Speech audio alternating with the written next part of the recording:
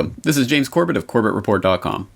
And I'm James Evan Pilato of MediaMonarchy.com, and we welcome you back to New World Next Week, NewWorldNextWeek.com being the site. And of course, I forgot to mention recently, please use hashtag New World Next Week on Twitter to submit story ideas, because of course, we can't know everything that goes on, and the way the alternative independent media works is we all share information. James, this is going to be we're putting the world in New World Next Week this week, as we'll begin with a strange story as, again, ghosts continue to rise. This comes from Al Jazeera, and of course, in every case, we'll always include all the links for you to read and do your own research, and then spread the word yourself.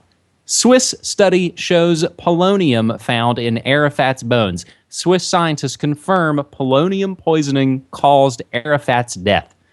Swiss scientists who conducted tests on samples taken from Yasser Arafat's body have found at least 18 times the normal level of radioactive polonium in his remains.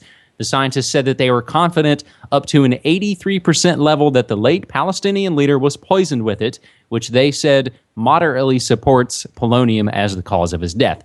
A 108-page report by the University Center of Legal Medicine in Lausanne, which was obtained exclusively by Al Jazeera, found unnaturally high levels of polonium in Arafat's ribs and pelvis and in soil stained with his decaying organs.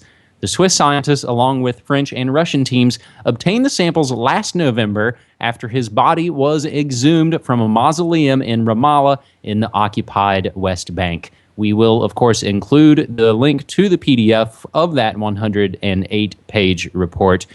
James, what does this say that we find this out now?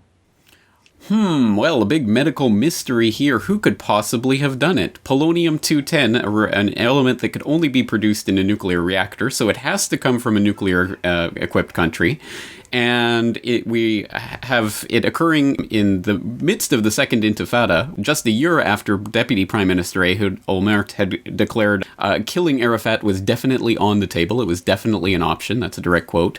And in the event of his death, we had Prime Minister Sharon said that this was a turning point in Middle Eastern history. Who could possibly have done this? I can't imagine. Oh, yes, that's right, Israel. So what we are doing right now is just basically confirming something that's been a conspiracy theory for years and years. Basically, the Palestinians have known for years and years that Arafat was killed, and this is just the scientific proof of it. They're trying to couch it in a lot of the Western media as, oh, this Swiss report is indicating that it may perhaps possibly indicate that he could have potentially been poisoned. But if you actually look into it, there's very little doubt about it. 18 times natural levels of polonium-210 discovered in his bones after his mystery illness. So there's really no mystery here. He was poisoned. All signs point to Israel, and I think they would be the main suspects unless otherwise indicated. But France is undergoing a criminal investigation right now because he did end up dying in France. So we'll see what results of that, and if they actually ever do try to prosecute anyone as a result of this. And I would say, too, the Russians probably know a little bit about this as well. I wasn't really thinking about it until we were just talking about it with the poisonings there in Russia and also Yugoslavia. I'm pulling it off the top of my head now, James. This was the spy that was poisoned with... Well, I know Litvinenko was poisoned with polonium-210, supposedly poisoned in London by ex-KGB. But again, that's another mystery in and of itself. So... Speaking of killing people, James will include a bizarre related link in a way. Just in a way, I think we like to put this on the record. From BusinessInsider.com, Obama reportedly told his aides he's really good at killing people, according to the new book Double Down, in which journalists Mark Halperin and John Haleman chronicle the 2012 presidential election. President Barack Obama told his aides that he's, quote, really good at killing people, end quote, while discussing drone strikes. James, do you have any comment on that quickly? Well, I think he said it all for himself, didn't he? This is the Peace Prize laureate, so there you go. He's good at one thing, at least. Good grief. Okay, let's, on a slightly more positive note, we'll turn to our second story this week, and again, casting an eye around the globe. India launches its first mission to Mars, and I do have this posted on my own cyberspacewar.com, and we grabbed this via Space Daily. The successful launch of India's Mars orbiter mission is a major step forward for an advancing Asian space power. The global space community has applauded the flight, which will help the world to better understand the red planet. It's thus surprising to see a high tide of denouncements and misjudgments for this mission circulating in the media and in online forums. Weeks ago, we saw naive criticisms of China's upcoming moon rover by Chinese scientists in the Hong Kong press, and now India is in the line of fire with even more dubious comments. So some of this seems to stem from surprise. India has operated one of the world's most advanced space programs for decades, but has largely escaped the limelight. This has partially been due to some bad communication strategies, but it's also because the program has been focused on utilitarian goals rather than headline-grabbing feats in space. It's interesting to note India operates its own space launch vehicle and builds its own satellite. So the Space Daily article continues and goes through some of the criticisms surrounding this, but it ends just by claiming good science, national pride, technical advances, inspiration for the world. India's first step towards Mars is worth the price. James?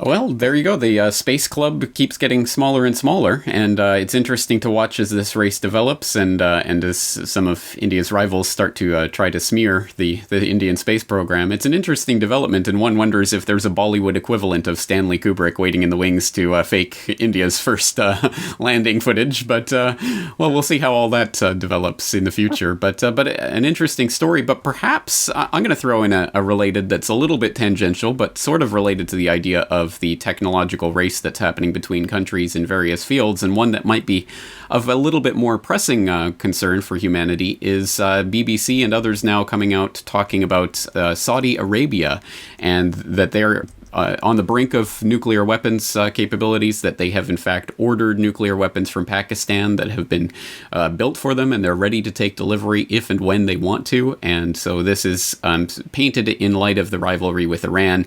If Iran gets the bomb, Saudi Arabia will already have it. So this is another type of technological race that's going on, and it shouldn't come as a surprise to anyone, I think, who's been watching the development of nuclear proliferation, and I've done a lot of work on that in the past, so I hope you'll take a look at that. But just another sign of the ways that that countries are racing against each other, and not in a good way. The one good way they are racing against each other, James, is I was kind of digging around and looking for other geopolitical news concerning India. They are right about now hosting the World Chess Championships. So I like that even as just some sort of metaphor in a way. If we could just keep it to the board game and not out there killing everyone, it'd probably be a hell of a lot better off, James. Yeah, absolutely. Well, I guess so. Well, we'll see how that develops. We'll have a hard-hitting report on the chess championship next week. I'll have to start a different website for that, maybe. Speaking of the nuclear race, our third and final story this week concerns the most pressing matter, and it's being called that pretty much from all corners of the world. Meanwhile, we're all still paying attention to other random political things. However, the situation in Fukushima continues to deteriorate, and that is an understatement. And we'll take it from James, your FukushimaUpdate.com. Fukushima trial run begins dangerous reactor 4 cleanup. Cleanup workers begin recommended test run before embarking on humankind's most dangerous moment since the Cuban Missile Crisis. Preparations to begin the potentially catastrophic decommissioning of the crippled Reactor 4 at the Fukushima nuclear plant will begin this week with a test run. The test, which could push back the beginning stages of actual fuel rod removal by 2 weeks, includes a, quote, protective fuel cask, end quote, into and out of the number 4 storage pool with a crane before attempts are made to remove the spent fuel rods, the Japan Times reports. Japan's Nuclear Regulation Authority gave the final go-ahead last week for TEPCO to begin the decommissioning process, the entirety of which watchdogs say could take decades. We'll also include a couple of other updates, James, on FukushimaUpdate.com. TEPCO feeling the heat over fuel removal, and also a little bit of video animation explaining how this whole god-awful process is supposed to take place. James? Well, we'll definitely be keeping our eye on this. This is obviously the next major step in Fukushima and what's going on there. So Brock West and I are going to be keeping our eyes on that for FukushimaUpdate.com. I hope people will be checking for regular updates if and when and as this gets underway later this month. Important to note that this is a process that is extremely, I mean, a lot of people are extremely concerned about what's happening, but nothing has happened yet in terms of the removal of this fuel, and so we shouldn't be panicking quite yet. And it should be noted that there are dissenters on the other side. So we have people like Arnie Gunderson and Helen Caldecott and people like that who are warning that this could have extremely disastrous effects if any of these rods come into contact during the removal process, or if any of them break during the removal process. We have others, even anti-nuclear campaigners like Thomas Cochrane of the Natural Resource Defense Council, and certain other scientists that are also linked up in one of the comments on one of these stories on Fukushima Update, that are saying that this is not as big a concern as it's being made out to be, that there is not a big risk of overheating, that there's good visibility on the fuel assemblies, etc. So again, I'm going to just report and leave it up to you guys out there to decide as you will. But it is, I think, a very interesting process that we're about to get underway here, and one that unfortunately, as with every other operation at the plant, brings with it a certain degree of risk, and I think we should definitely have our eyes on that. And it's an interesting process to watch, so I will put the link in there for that video so that people can go and take a look at what they plan on doing. But I think the video simplifies the process to a great degree because, as Arnie Gunderson said, generally this would be done with computers with precise precision, lifting the assemblies out of the pool. But in this case, the assemblies have shifted when the building shook, and now it's like trying to remove cigarettes from a crumpled cigarette pack. So this is not going to be an easy process, and we're definitely going to have to keep a close eye on it, which is exactly what we're doing at FukushimaUpdate.com. For people who don't know, I have a Fukushima website. I see people still asking me about Fukushima and things. Everything Fukushima related is at FukushimaUpdate.com. Please go there for the latest news and information. Once again, that site is now being updated on pretty much a daily basis by myself and Brock West of APperspective.net. And now that we've mentioned him, definitely a hat tip to our fifth Beatle, Brock West, and I appreciate his work on the Media Monarchy Kingdom. He helps me post to Food World Order and Cyberspace War as well.